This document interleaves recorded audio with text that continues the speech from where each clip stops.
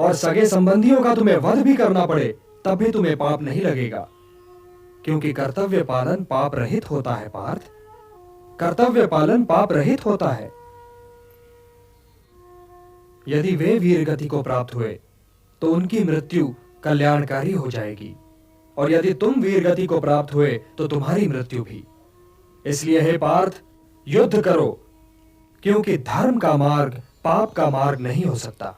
पाप की बात निकल आई है तो ये बताइए केशव कि कभी-कभी मनुष्य पाप करने के लिए इतना विवश क्यों हो जाता है? उसे कौन विवश करता है? उसे विवश करती है उसकी वासना, उसे विवश करता है उसका निहित स्वार्थ, उससे पाप करवाता है उसका क्रोध, उसका मोह। इन शत्रुओं को पहचानो पार्थ।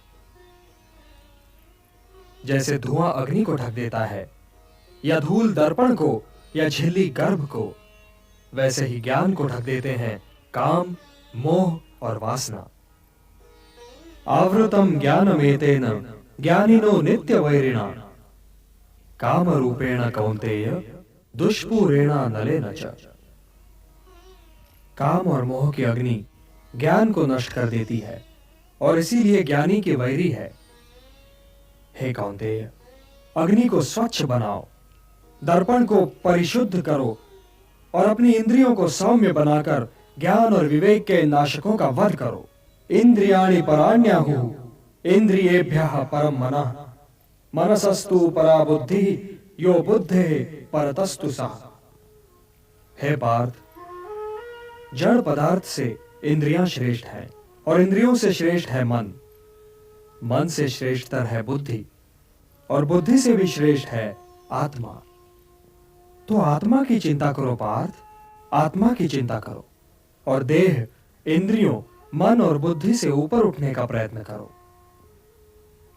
हे पार्थ, तुम तो मेरे भक्त भी हो और मेरे मित्र भी, इसलिए मैं तुम्हें वो योग बताने जा रहा हूं जो बहुत समय से लुप्त है।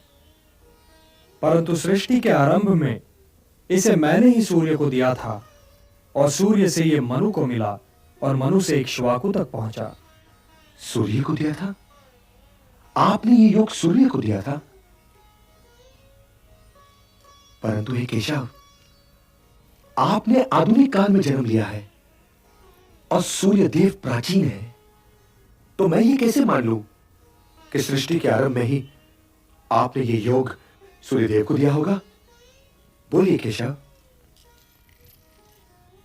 बहूनि मे व्यतीत